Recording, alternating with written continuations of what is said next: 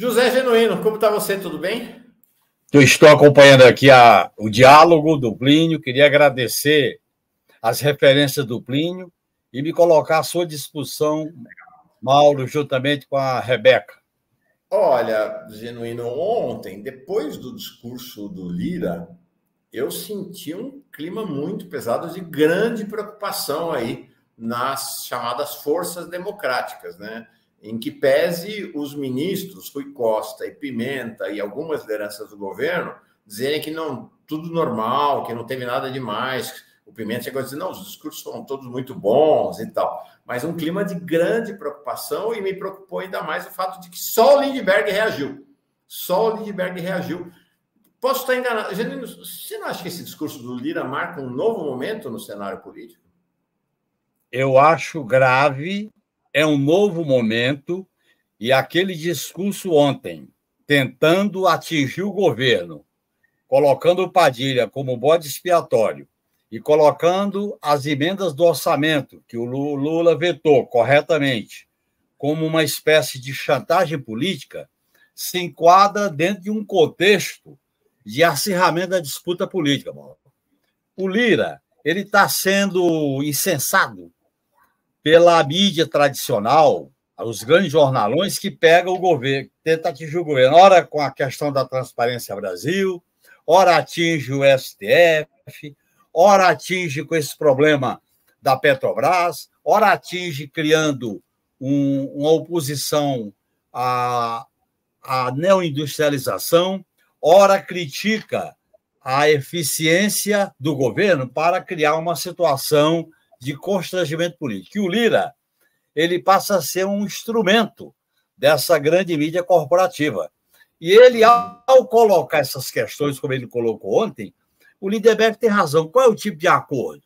Quais são os itens desse acordo? O que consta em relação às emendas de comissão com data para ser liberada antes da campanha eleitoral? O que existe de concreto na relação com o Poder Executivo? Por outro lado, o parlamento, através do Rodrigo Pacheco, ele coloca duas pautas que, no meu modo de entender, aumenta as dificuldades, que é colocar o enfrentamento do Supremo via a questão do mandato e a discussão da reeleição.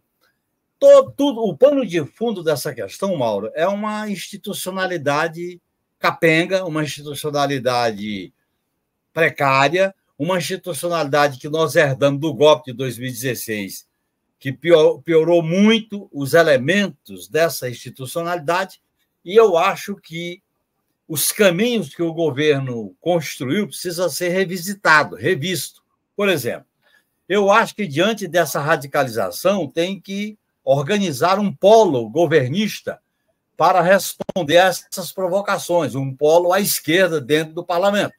PT, PSOL, PCdoB, PSB, Rede, PV, PDT, enfim, nós temos que formar um polo de polarização, porque numa situação como essa, só o Lindbergh se manifestou.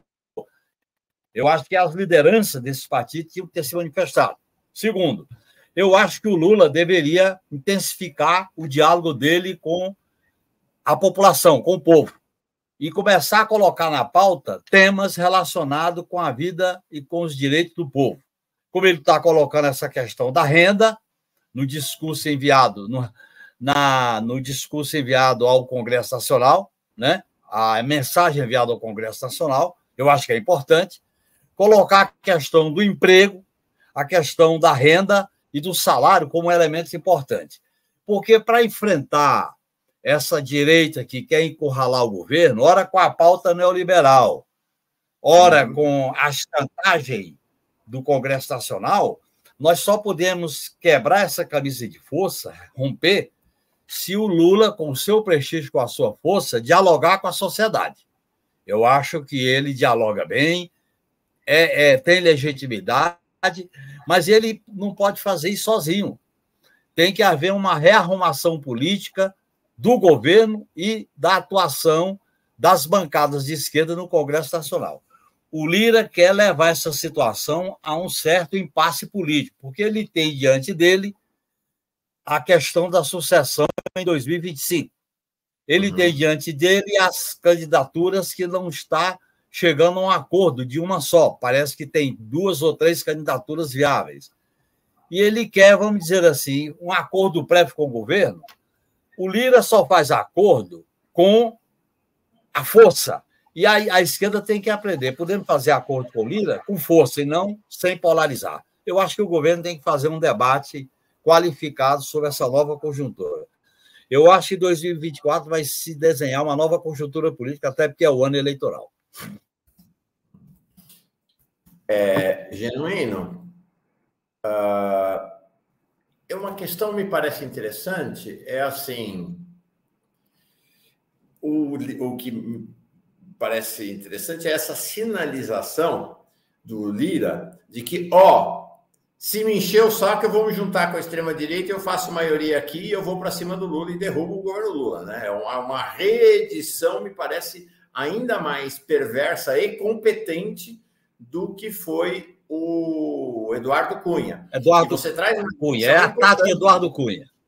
É tática de Eduardo Cunha. E é interessante, é bom lembrar que a chamada mídia liberal incensava, elogiava o Eduardo Cunha. Ela só passou a criticar o Eduardo Cunha depois. No processo da derrubada da Dilma, ela foi aliada do Eduardo Cunha e tinha palavras de elogios para ele, como ela faz com o Lira, que é um cara mais sofisticado, né? Menos grosseiro, vai lá nas reuniões do Grupo Esfera, está sempre dialogando, né? Então, é confortável para a Globo, Folha e tudo, fechar aliança com ele, né?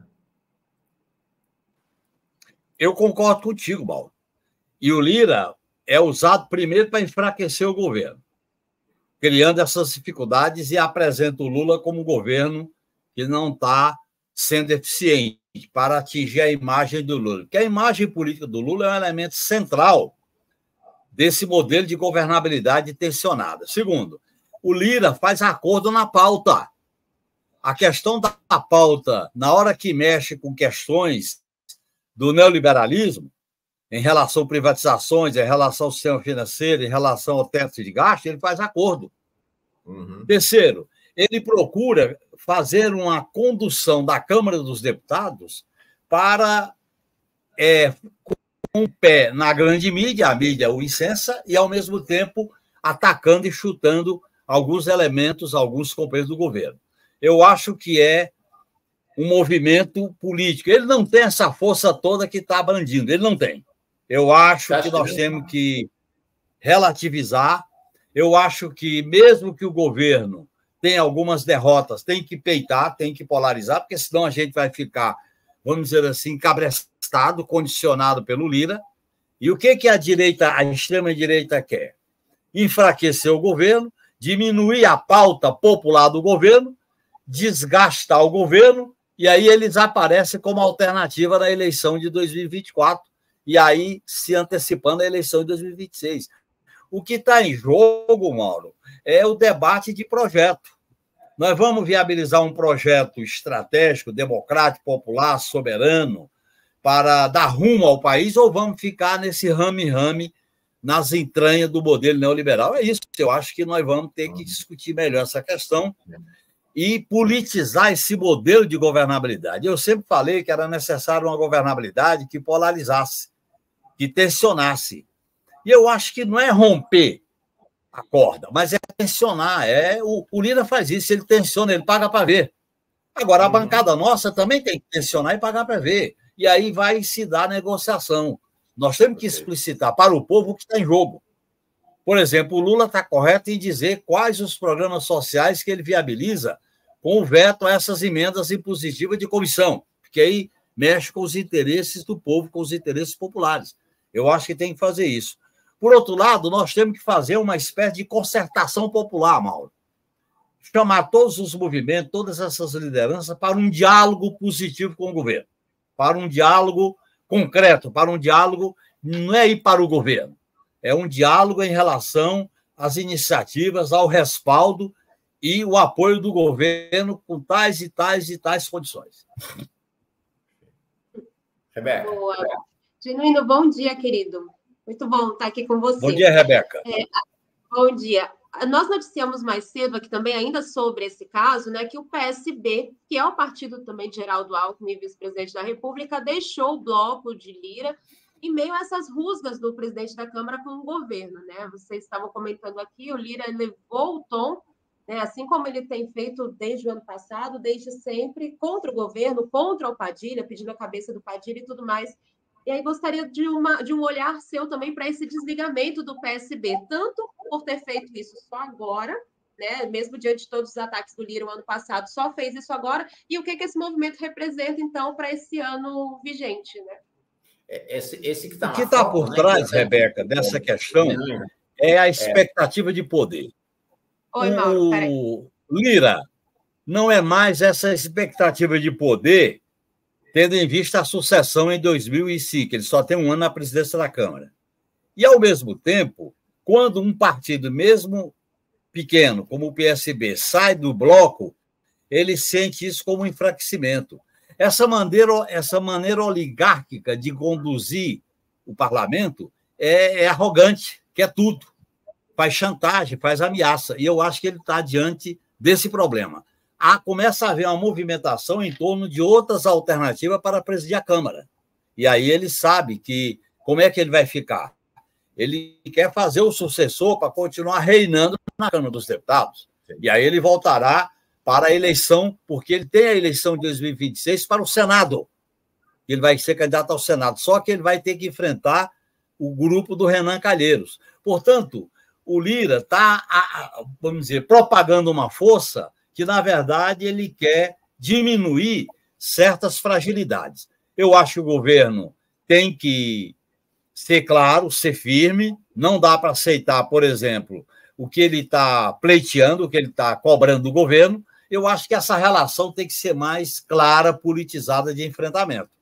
E eu acho que o que está faltando no Congresso Nacional, particularmente na Câmara, é um polo, é um bloco de deputados e deputadas afinadas com o governo diante das exigências, diante da pauta do povo, diante do que tem que enfrentar nesse momento. Então, por exemplo, a questão das investigações sobre a BIM paralela, a questão, por exemplo, dos processos contra o inominável, porque atinge parte da base dele na Câmara, o inelegível, e atinge diretamente o Lira.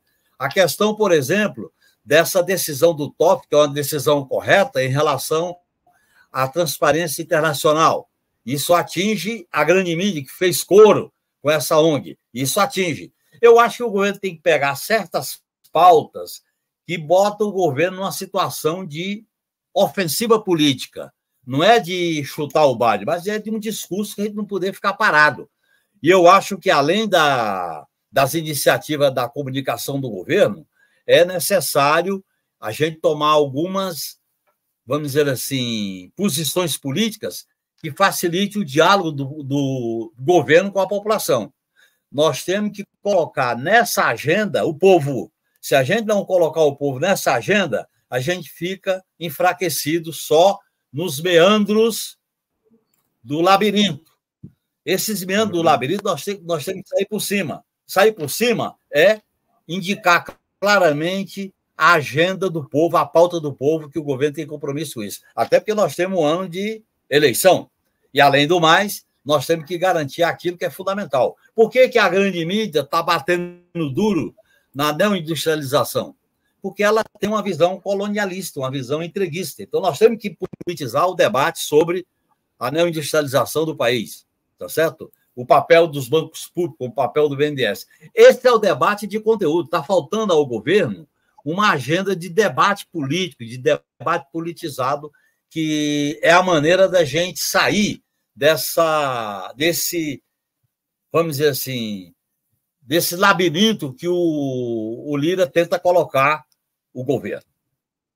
Essa é uma questão interessante, né? Porque no próprio discurso dele, isso que você traz, né, de 2025, ele falou, ó, não achem que esta mesa diretora, ele não fala dele, vai se enfraquecer por conta da mudança de 2025. Nós vamos continuar forte. Ou seja, ele meio que ele acusa o golpe ali, né? Ele fala, ó, não é porque vai acabar meu mandato no final do ano que eu tô fraco. Eu não sou, como dizem lá os na política dos Estados Unidos se diz pato manco, né? Meu poder não está caindo, não. Eu vou mostrar esse ano que eu mando e mando muito.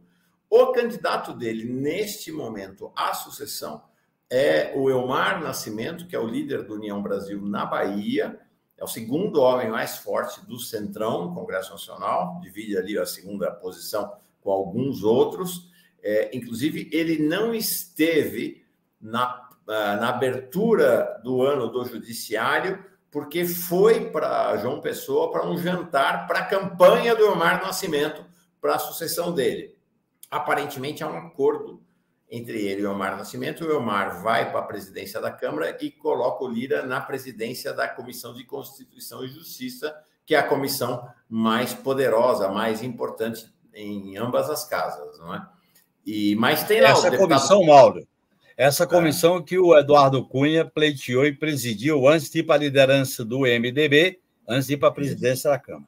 E teve um pequeno atrito quando a Bahia, o PT da Bahia, a bancada da Bahia, no início da montagem do governo, não aceitou a indicação do União Brasil, que era o Elmar. Você se lembra que teve um arranhão na negociação com o Lira. Por outro lado, o Lula fez um elogio ao representante do Podemos. Estava lá em Santos e não estava o Lira. Ele fez um elogio e ele retribuiu esse elogio ao Lula, que é também um dos candidatos, né? O Marcos Pereira. O Marcos Pereira. E, evidentemente, começa a circular outras articulações. Toda vez que tem uma substituição na Câmara ou no Senado que não é consensual, acirra a disputa, acirra os ânimos e as facadas começam a aparecer. Portanto, eu acho que o governo Lula tem que ter muita firmeza para não se dobrar, não precipitar nada de apoio a esse bloco em torno do Elmar, também não ser arrogante de não aceitar conversar, ele empurrar isso com mais cautela, diferente do que houve quando o Lula ganhou, que rapidamente o PT defendeu o apoio ao Lira com a eleição de presidente da Câmara. Eu acho que o governo tem alguns elementos para fazer parte desse jogo político complexo.